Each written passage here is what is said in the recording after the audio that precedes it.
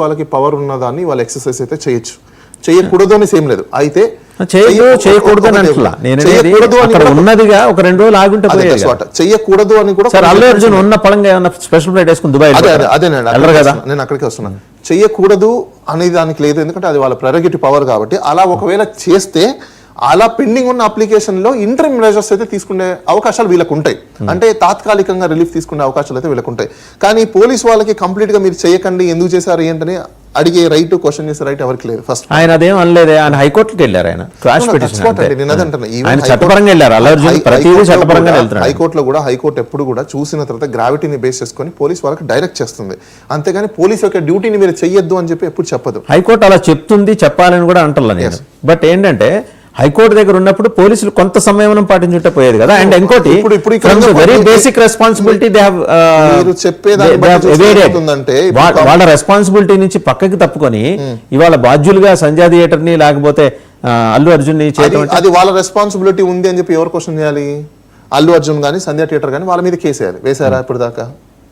వెళ్ళినప్పుడు వాళ్ళు వాదన చెప్తారు వాళ్ళు, అది వేరు సార్. మీరు అక్కడ వాదన డిఫెన్స్ లో తీసుకొని మీకు గ్రౌండ్స్ కింద తీసుకొని వాదించుకోవడం వేరు.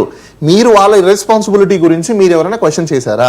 మీరు ఎవరైనా వాళ్ళ మీద కేసు ఫైల్ చేశారా? మీరు ఎవరైనా వాళ్ళ మీద ఛాలెంజెస్ చేశారా? ఎందుకు చేయలేదు ఇప్పుడు దాకా? Very simple sir. ఇప్పుడు అల్లు అర్జున్ గారు ఇక్కడ చాలా ఇది ఎక్కువ మంది జనాలు వచ్చారు, దయచేసి మీరు రామాకండి అని ఒక్క ఫోన్ కాల్ చేస్తే ఏం పోయింది? అది చేశారో లేదో మీకు తెలియదు, నాకు తెలియదు. దట్స్ వాట్ నేను అదే అంటున్నాను. ఇప్పుడు వాళ్ళు చేశారా? He was not communicated. That's what he told. No. One thing sir, ఇక్కడ ఇప్పుడు అన్ని ఆఫ్ ద రికార్డే ఉన్నాయి. ఆన్ ద రికార్డ్ ఏది మనకి లేదు. ఆన్ ద రికార్డే చెప్పాడండి ఆయన. He was not communicated. Of course అండి. ఇప్పుడు పోలీస్ వాళ్ళు ఏం చెప్తారంటే వాళ్ళ దగ్గర ఏం కమ్యూనికేషన్ ఉందో లేదో we don't know. So that's the reason. Police overall గా కమ్యూనికేషన్ చేశారా, వాళ్ళ స్టాఫ్ కి ఏమైనా ఇంటిమేట్ చేశారా, లేకపోతే ఇంకొకరికి ఏమైనా చెప్పారా, ఇంకొకరికి ఏం చెప్పారా మనకు తెలియదు. వాళ్ళు ఏమంటారంటే నెగ్లిజెన్సీ జరిగింది, ఈయన రావడం వల్లనే జరిగింది కాబట్టి ఎక్కువ మేము స్టాఫ్ ని డిప్లాయ్ చేయలేదు, అక్కడ జనాలు ఎక్కువ మంది వచ్చేసారు, కంట్రోల్ చేయలేకపోయాం, ఇలా జరిగిపోయిందని. కంట్రోల్ చేయలేక చాలా మంది తెలుసుకోవాల్సిన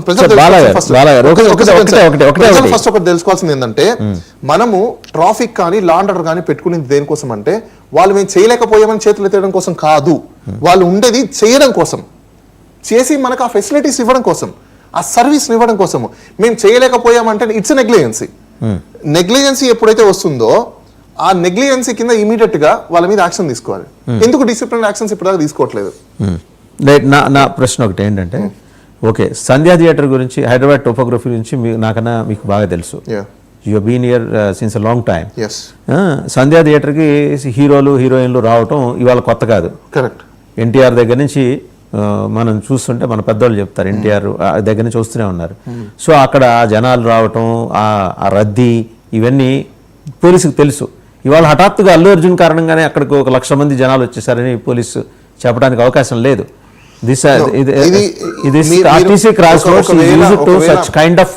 ఒకవేళ మీరు నిజంగా అదే చెప్తే దెన్ స్టేట్ పోలీస్ ఫెయిల్యూర్ అయిపోయిందని అనుకోవాలి మనం. ఎందుకంటే ఈ మాబ్నే మీరు కంట్రోల్ చేయలేనప్పుడు ఇంకా పొలిటికల్ మాబ్స్ని కానీ లేకపోతే ఇంకా మిగతా కానీ ఏ విధంగా కంట్రోల్ చేస్తారు? ఏ విధంగా మీద రూట్ మ్యాప్ ఏంటి? ఇప్పుడు మీరు ఎలా ఎక్స్ప్లెయిన్ చేసుకుంటారు? అంటే ఎవరు కూడా ఈ అంశాన్ని డెలిబరేట్ మిస్టేక్స్ అని చెప్పట్లేదు, అలా అని చెప్పేసి నెగ్లిజెన్సీ అని చెప్పట్లేదు. ఎవరిది నెగ్లిజెన్సీ అని చెప్తున్నారు అంటే ఇక్కడ బన్నీ నెగ్లిజెన్సీ అని చెప్తున్నారు. బన్నీ నెగ్లిజెన్సీ ఎంతవరకు, స్టేట్ నెగ్లిజెన్సీ ఎంతవరకు అనేది కూడా మనం క్వాంటమ్ చేసుకోవాలి. ఎందుకు నేను ఈ విషయాన్ని చెప్తున్నానంటే, ప్రభుత్వాలు ఎంతసేపు ఉన్నా మేము చేయలేకపోయాము అని చేత ఎత్తేసారంటే డెఫినెట్గా ఎక్కడో చోట వాళ్ళకి టాట్ అనేది ఉండాలి. మరి ఆ టాట్ జరుగుతుందా? When they are questioning to others, definitely citizen have a right to question them. అలాంటి ఎందుకు జరగట్లేదు? ఇప్పుడు బన్నీ గారు కావచ్చు, సంధ్య థియేటర్ కావచ్చు, లేకపోతే ఎల్స్ ఎవరైనా కావచ్చు, పబ్లిక్ సంబంధించి. ఇప్పుడు మీరు ఒకటి గమనించారు లేదా, కొంతమంది యాక్టివిస్టులు అల్లు అర్జున్ కి సంబంధించిన దాని మీద కేసులు పెట్టడము అలాంటి చేశారు. ఇదే యాక్టివిస్టులని నేను క్వశ్చన్ చేస్తున్నా, ఎప్పుడైతే స్టేట్ బాడీ ఫెయిల్యూర్ అయిపోయినప్పుడు మీరు దాన్ని ఎందుకు క్వశ్చన్ చేయలేకపోతున్నారు? భయం.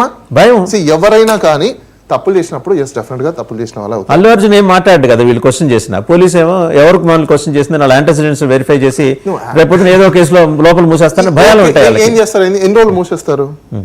జీవితకాలం అయితే పెట్టలేరు. ఇదేం బ్రిటిష్ పాలన కాదు. మనం ఉండేది వేరే democratic country, right? We have every right. Citizen having a voter card, he has to cast a vote. ఎన్ని రోజులు పెడతారు? సో క్వశ్చన్ చేయడం it's not offence, or question చేయడం it's not a crime, it is your right.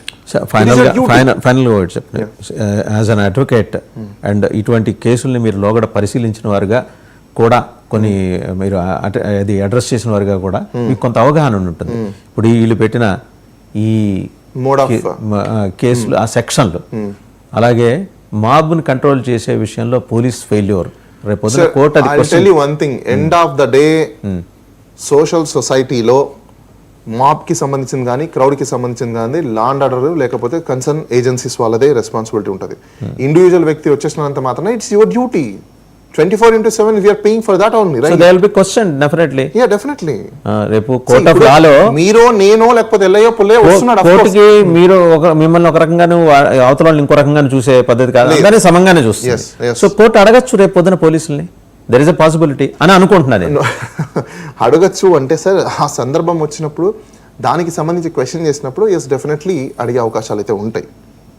As a layman related to law నాకే ఇన్ని సందేహాలు ఉంటే ఆయన తరఫున లాయర్లు డెఫినెట్ గా రైజ్ చేస్తారని పాయింట్స్ రేజ్ అవుతాయండి. కానీ ఆ పాయింట్స్ రేజ్ అయ్యేది ఆ కేసుకి సంబంధించినంత వరకు మాత్రమే, అది గ్రౌండ్స్ కింద పరిగణించబడుతుంది తప్ప దాన్ని అఫెన్స్ కింద తీసుకొని దాన్ని ఇంకోసారి సుమోటో కింద తీసుకొని చేసే అవకాశాలు అయితే చాలా తక్కువగా ఉంటుంది.